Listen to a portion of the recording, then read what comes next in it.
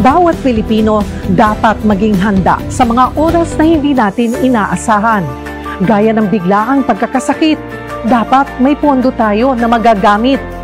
Sa oras ng pangangailangan, dapat may magmamalasakit. At sa pagtanda, walang pangamba, dapat may mag-aalaga.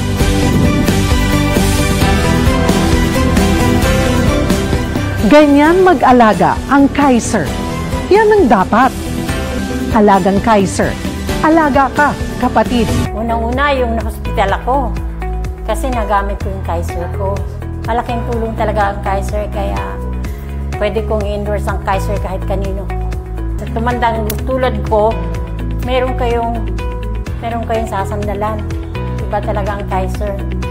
Mating man ang panahon na kami tumanda na nga, hindi kami makakagulo sa aming mga anak dahil sila magpapamilya din.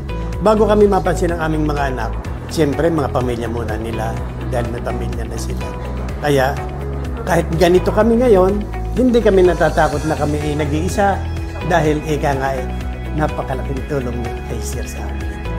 Maraming salamat po. Napakahirap po ngayon na mamatayan. Napakalaki ng gastos. Talagang darating sa punto na pwede kang mabaon sa utang. Sa tulong ng Kaiser, assistance na ito na natanggap namin, hindi namin na-experience na mangutang at mabaon sa utang. Napakalaking tulong talaga na meron po tayong Kaiser na katulad po nito. Aming salamat, Kaiser at IMG.